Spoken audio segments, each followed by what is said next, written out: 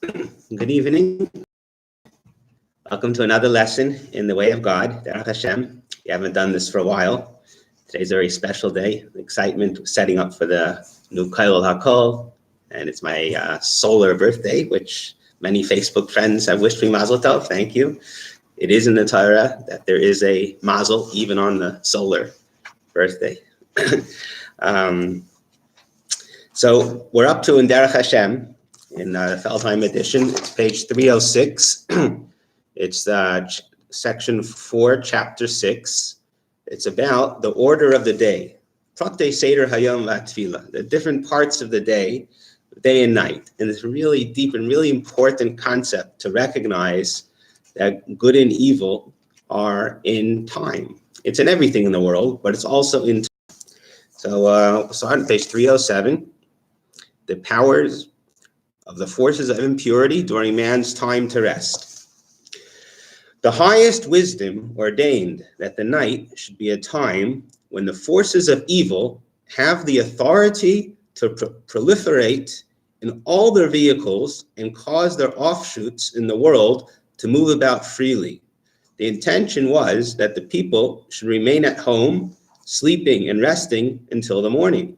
When the morning comes, authority is taken away from these forces and their offshoots, and people can once again go about their occupations until nightfall. All this is explained in a psalm in which David HaMelech exclaims to God, "You make darkness, and it is night, and all the beasts of the forest creep forth. The sun rises, they slink away. Man then goes forth to his work and to his labor until evening." All these concepts, with all their domains and limits, originate in the fundamental roots following the various aspects of the influences that affect man at every level. This has already been discussed. Of night, evil, it's a time for evil, and it's a time that we sleep. It's extremely important to recognize that how time affects us. I'll just share with you something it says in the Talmud, discussing the culpability that people have for the evil that they do. There are mitigating circumstances always, and the amount of good that's expected for a person to accomplish is according to his abilities. And what we are taught, it says that half of everything we do, Hashem says, there's mitigating circumstances, and he cuts off. He doesn't look at half of what we do. Dal Paul Galalel, take off half because of the night.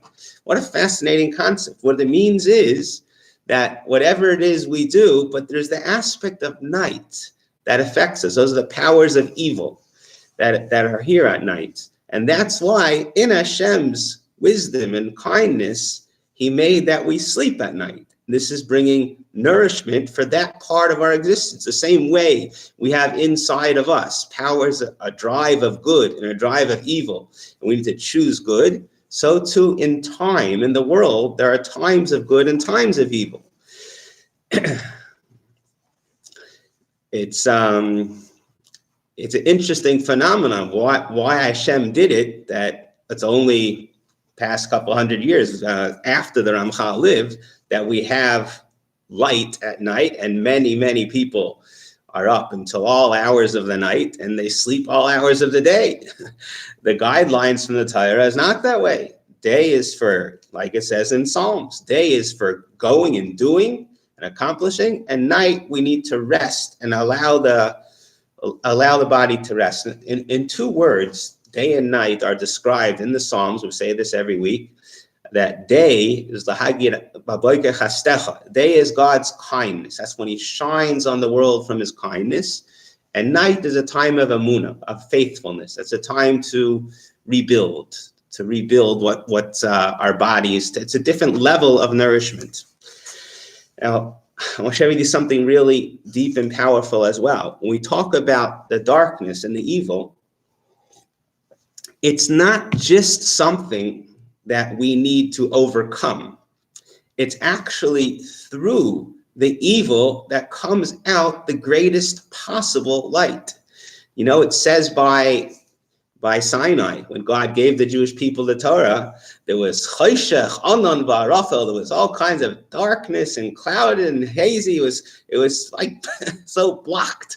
And you would think, my goodness, the Torah is light. Why would it be so dark when God gave the Jewish people the Torah? And the answer is what's explained to us in the Torah is the reason why it had to be so dark was to block and Eve such a great light. It was like sunglasses, 3 levels of sunglasses, choshech, anan, va'arachel, 3 levels of blocking this tremendous light of revelation of God so that we'd be able to deal with it like a shining sun. I can't, it's too bright. And to have the recognition that this is the darkness. Darkness isn't just something, let's get over through the night, then we're going to have another wonderful day. It's not like that. It's actually through the night that comes out the greatest light. You don't see it. Hashem hides an even higher level of light is being blocked by the night, by this darkness. And it's through the darkness, through the accomplished. I'll say exactly what I mean. The purpose of life, again and again, we have to go over this. God created the world as an act of kindness to do good, wonderful things to us. Now, the kindness, the true kindness is the world to come. That's where we have the close, loving, eternal relationship with Hashem. But this world, the purpose of this world is considered a world of darkness. The purpose of this world is to choose good, that we should earn our relationship with Hashem. As everybody knows, you feel completely different about a relationship where you're part of it, you're a partner, you're doing things towards the relationship. It's so much more meaningful than if it's all given to you without you doing anything. So the day is compared to that concept of kindness, chesed. The morning is kindness. Hashem gives, he gives light, he gives warmth, that's when he gives us our connection. He reveals himself to us and connects to us. That's represented in the day. That's all the beauty and the kindness. But there's an even greater accomplishment, even a greater light meaning spiritual relationship with Hashem that comes through the darkness.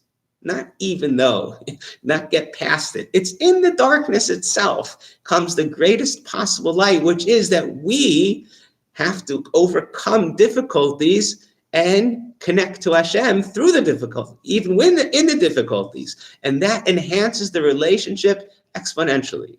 And that's why we are taught the source of our Torah through the exile was in Babylon. That's what it's referred to, Babel. It's considered a place of darkness. It's through that darkness came out the greatest light. And it's always like that. And this is what we're going to celebrate soon. It's almost a Chodesh Kislev. The celebration of Hanukkah is in the darkest time of the winter. The non-Jewish world also celebrates. They're always in the middle of the winter. That's the celebration. In the darkest part of the winter, that's when we have the lights of Hanukkah. And Hashem reveals to us that in the darkness that we had from the Greeks, we came out with a tremendous light. That's the celebration of Hanukkah. In any case, as we're learning now, that Hashem created, just like there's good and evil, we need the evil in the world. It's so that we should overcome it. So too Hashem made night in the world so that we can rejuvenate. It gives nourishment to that part of us. And through dealing with night the right way, we could become a much higher level being, which is a greater light. Let's continue the next paragraph. Midnight. Even though nighttime in general is the time when these forces have authority, this is actually only true of the first half of the night. That means the complete authority. There's only authority in the first half of the night. The whole night there is evil, but the first half they have authority. At midnight, an influence of illumination and favor emanates from God to all the worlds, and authority is taken away from these forces of evil. So now they're not in control anymore. It's starting to change, meaning the change over towards the new day has started. Their offshoots are driven away from the places of human habitation, and the spiritual illumination of the day begins to be awakened. This continues until daybreak, when the appropriate influence is transmitted, renewing all existence. And that's why it's so important first thing in the morning to come connect to Hashem. That's when Hashem reveals and renews a whole new day, a whole new revelation for that day. So this is also a really important concept to recognize about midnight. It's really both in day and in night. There's something called chatzos. Even though there's two 12-hour periods, there's the 12 of the day, that's the 12 revelations of running the world of good, and there's the 12 of the night, 12 revelations running the world of evil, but they're really broken up. The powerful good is the first half of the day. Towards the middle of the day, from noon till the end of the day, it starts getting less. That's judgment. We have to deal with difficulties of the day, but it's still a day. And at night, it's all night, but there's a most powerful until the first half of the night, until midnight, and then it starts to get less and less. And it's really amazing how the 12, throughout Judaism, throughout creation, this is life. Throughout life, all the 12s are divided into 6 and 6. You take a look, the tribes were divided. There were 6 from Leah and 6 from the others, and it's divided that way. There's the winter and there's the summer. Winter represents the darkness, and the summer is the light. It's always divided in 6 and 6. The 12 requests we have in our prayer service in Shemona Esrei. There's 12 blessings in the middle of requests, and they're divided 6 and 6. There's 6 personal things, and there's 6 communal requests. It's always 6 and 6. We have this also in our teeth. On both sides, we have 5, 5, 5, and 5. In the middle, there's 6 and there's 6. 6 on top, 6 on bottom. There's always divided 6 and 6. And the truth is, this is also true. We spoke about 3 times of prayer. There's the morning prayer, first thing in the day, the afternoon prayer, that's the second part of the day. There's the evening prayer, that's the beginning of the night. Well, this chatzos is actually a time for a 4th prayer, which is called Tikkun Chatzos. Most people don't do it. It's for very pious men. They wake up in the middle of the night like King David did, and they mourn for the temple, and they come to really high spiritual heights through this 4th prayer called Tikkun Chatzos. So that's a very important concept as well about Chatzos. When most people do it, we do have this in mainstream Judaism that people are doing it, is the time of Slichos. Before Rosh Hashanah, before the new year, people do wake up in the middle of the night to say Slichos because of this reason, because that's a time when the darkness is starting to change. So that's a time to connect to Hashem, to bring in light through our darkness. That's the 4th prayer. Page 309, we continue. The fact that these forces are given authority at night and driven away by day was ordained as part of the natural order of creation. This is in addition to the authority of subjugation of evil that is a result of man's deeds. There's 2 separate things. The world is run through man's deeds, but there's also the time factor. It's in creation that time has an influence about together with our deeds, but it depends when you do things. There's the time affects how we do things as well. True good and evil are primarily the result of man's deeds. That's in general. The most important factor in how the world runs is our deeds. That's core Judaism. Hashem made the world and it's run according to us. It's for the purpose of us forging, developing, maintaining an eternal, close, loving relationship with Hashem. So it's through our deeds. We need to do stuff. That's what it says in Psalms. We raise our hands up, Hashem, and that brings blessing from God. All blessings from Hashem comes through our deeds. So that's primary. I shouldn't say all. Primary is through our deeds. In order for this arrangement to be possible, however, the highest wisdom determined that the laws of nature contain a framework for the expansion of evil as well as its prevention. So deeds depend on time. It's not just what you do, it has to do with when you're doing it. there's different times one where there's more evil, one where there's less evil. To achieve this, the highest wisdom decreed that a portion of the daily cycle be given over to evil, where it would have authority and proliferate so that it would be prepared to assimilate the product of man's deeds. It was also created, that's why bad stuff, it happens at night. Things can happen at night. You don't speak about it, but it's a time you have to be extremely careful. You shouldn't go out by yourself at night. It's considered something dangerous. We stay away because there are powers of evil that have authority at night. It was also decreed that there be another portion of the daily cycle when this ability be taken away from evil, so that it be in a state of weakness, where man's deeds can cause it to be subjugated.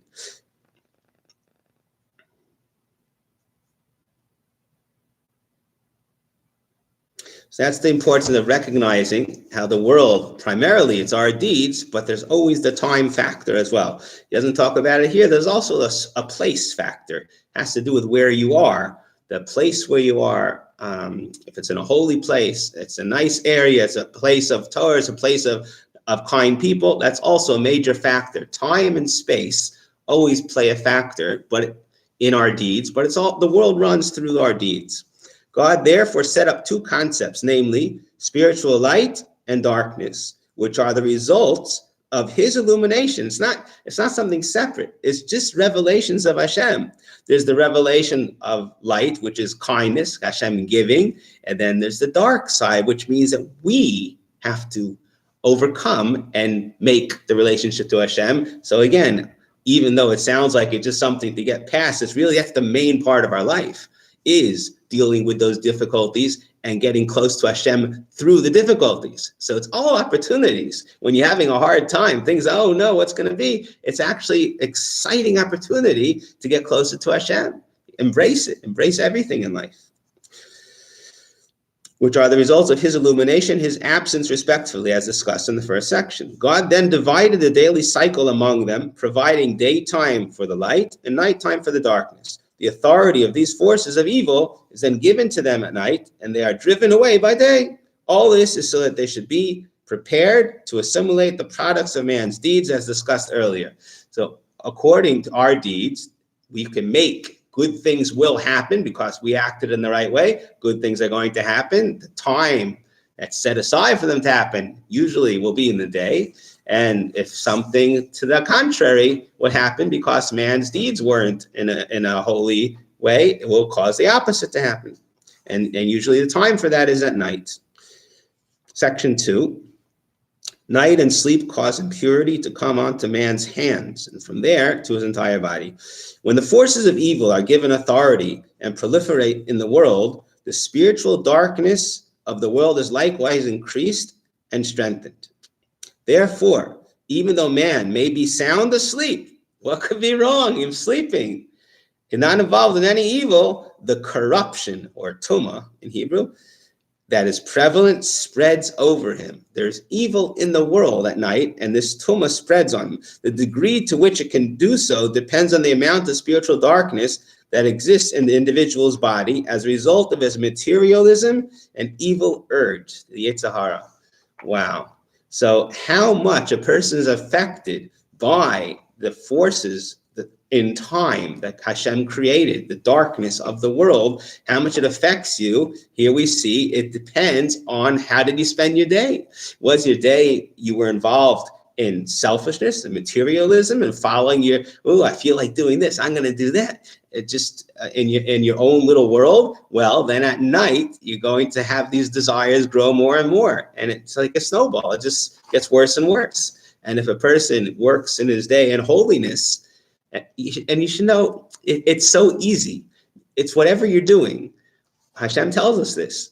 Everything that we're doing, just think for a second before and why I'm doing it. Let's say you're driving a taxi. So you could be thinking, okay, I'm gonna make some money. I'm gonna go and do this and that with the money, and you're all into yourself and your materialism. Or you could be a partner with God in your life, live a godly life, and saying, God is kind and caring about people. I'm going to help people. People need to get from one place to the other. He's going to miss his plane. I'm going to help him catch his plane. What a tremendous kindness. I'm being a godly being. And it's every single thing you do. Of course, you need the money, but even the money, what are you going to be doing with the money? What's the money for? It's because I'm a hedonist. I want to be involved in my own personal desires. I want to save loads of money so I can be really wealthy. For what point? And if a person lives his life and he's trying to help others to be godly, and the money is for the purpose of accomplishing with the money, to take care of your wife and children, to give to charity, to do good things with your money. It's not to live. I'm not saying you can't enjoy life. Of course, you need to enjoy, but everything should be with Hashem. The same way it's unhealthy for a man to start enjoying life by himself without his wife. That's not right. You should enjoy life together. But so too, there's a third partner in everything. You should be in partner with Hashem, enjoying life with Hashem in everything you're doing. And then when that happens, and it will also snowball in the evening, the purity we'll get through the night, through the nourishment at night, is even a higher level than we get in the day. That's the light that comes through the dark. So if we work on ourselves during the day of living a holy life, at night, our drives are replenished, the physical drives, but the drives are channeled to become holy. And we're going to wake up full of drives to accomplish holy things. But if we live in a materialistic life, with following evil urges, at night, those will grow as well. And that's the sad thing. That's how evil people become worse and worse until it's totally out of control. So every person, don't give up. We're still alive. That means we could change. And the change starts every morning. Right now, it's the evening. We should dedicate ourselves that tomorrotomorrow we're going to live a holier life and bring that holiness into, dedicate ourselves that tomorrow we're going to live a holier life and bring that holiness into, just change the direction. It will bring the positive. Besides this, it is also part of the general order that when a person sleeps, the higher portion of his soul removes themselves from him, as discussed earlier. Part of the soul leaves us. What does it do? It connects to Hashem. That's what I'm saying. In this darkness is actually a higher level of spirituality. The soul goes to Hashem. The higher level of the soul is connected completely to Hashem. He therefore experiences a taste of death. The body is missing this part of the soul. And our sages therefore teach us that sleep is 1/60th of death. As a result of the absence of the purifying light of the soul, the neshama, since we don't have that light, so just like there's darkness in the world, there's darkness in the body when the soul is not in the body. Spiritual darkness becomes all the more potent in man's body. The body is therefore much more open for this corruption to spread over it. That's why while a person sleeps, this tumah takes over the body. This is the concept of the noxious spirit that rests on a person's hands when he wakes up in the morning, as our sages teach us. This is really basic, important. First thing, we say our Moedani, thank you Hashem, that I'm alive, and right away we have to wash our hands. We have to get off this impurity.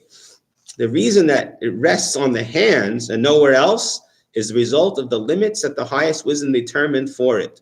According to man's state in this world, this is the appropriate degree. This unclean spirit should affect him, no more and no less. So the tumah, this impurity, enveloped the entire body while we're sleeping.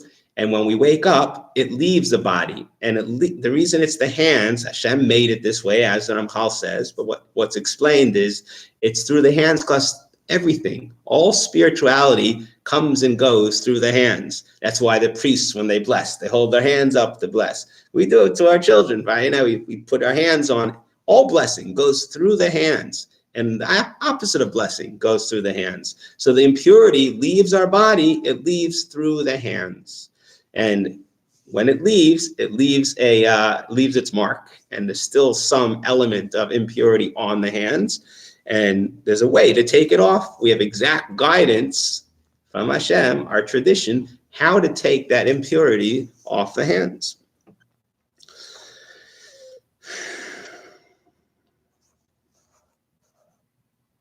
The highest wisdom prepared a procedure for man whereby each morning he can strive to elevate himself from his lowly nighttime state and illuminate his spiritual darkness.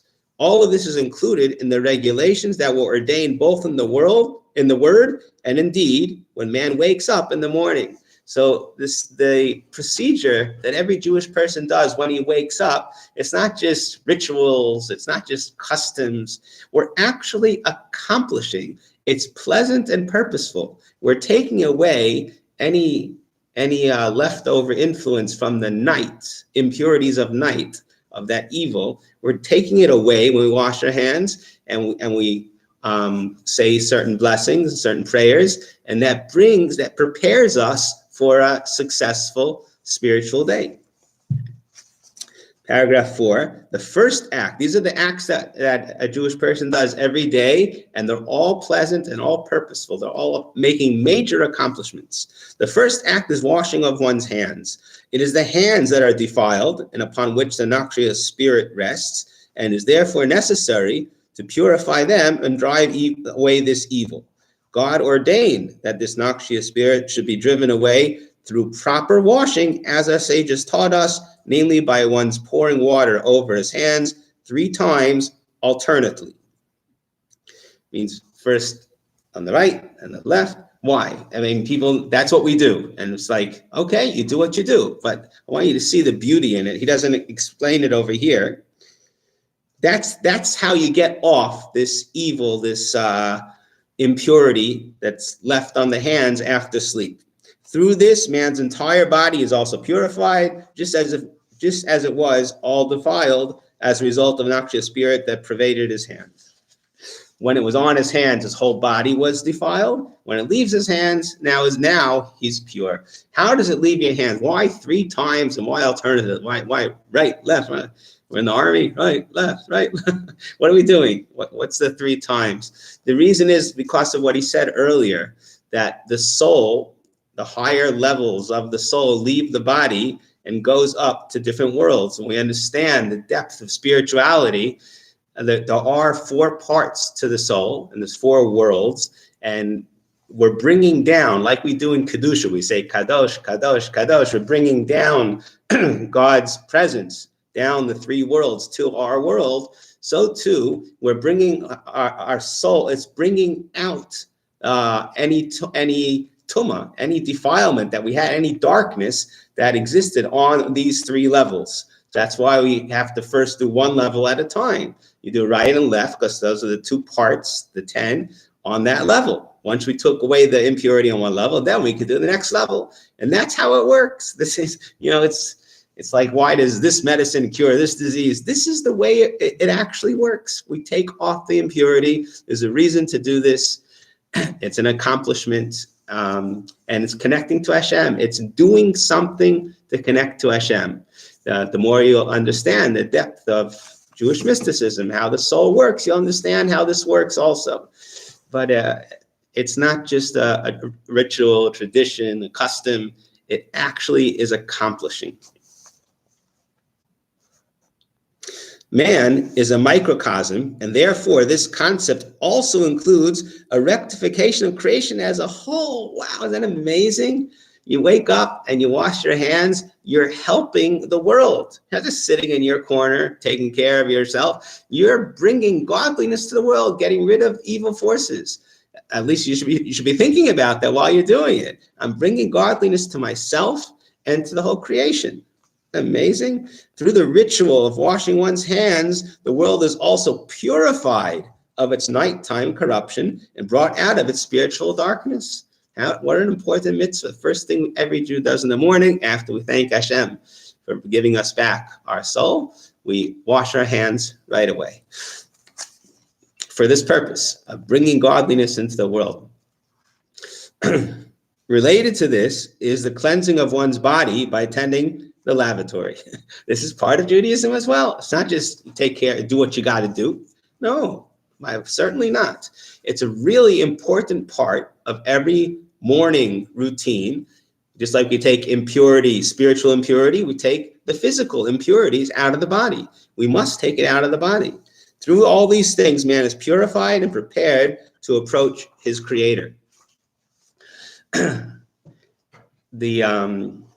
Going to the toilet, it's the one time where you can't really be focused on being with Hashem. You're supposed to leave. That's not a place for being with Hashem. It's a place of getting rid of impurities. So what should one do when he's in the bathroom? This has been a big problem for all of history. What do you do? What do you do in the lavatory? You have to get rid of some things that are bad.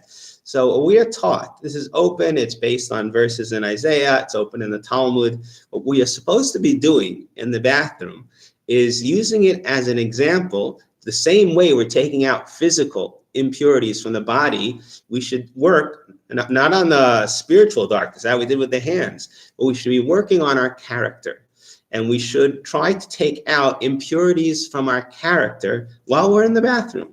And the beauty of it, most important thing you should be thinking about, which is the source of all good and all bad character, is humility or haughtiness. And we should come to the bathroom and recognize that, we're doing an animalistic, disgusting, smelly, and come to a little bit of humility. Don't feel bad about who you are, but should bring a person to proper humility and an excitement to purify, get rid of that animalistic, smelly part of our creation. And now I'm going to become pure and clean and holy. And it's not just the bathroom, it's in all of life. The importance of cleanliness in every part of in your house and your clothes and everything in life. Evil, darkness, it rests in the place of that's smelly and disgusting and dirty. That's why it's an expression in English. Cleanliness is next to godliness. It's all over in the Torah. And how important it is to have a clean body, clean clothes, to pray in a clean room. There shouldn't be dirt and filth and all around. That's to make it godly. So the same way we do that physically, it's a time to be working on our character, and a person can and should be thinking of humility and to try to refine his character while he's going to the bathroom. So we are taught that's one of the greatest things every person should pray for is to have a bathroom near his house that he can go and he can work on purifying his character. How important that is. Well, thank you for joining. Have a wonderful evening. We'll continue, I'm not sure when. The next part is about the next part of the morning routine of bringing godliness to the world, of tzitzis and tefillin. Really exciting. Be well. Good night.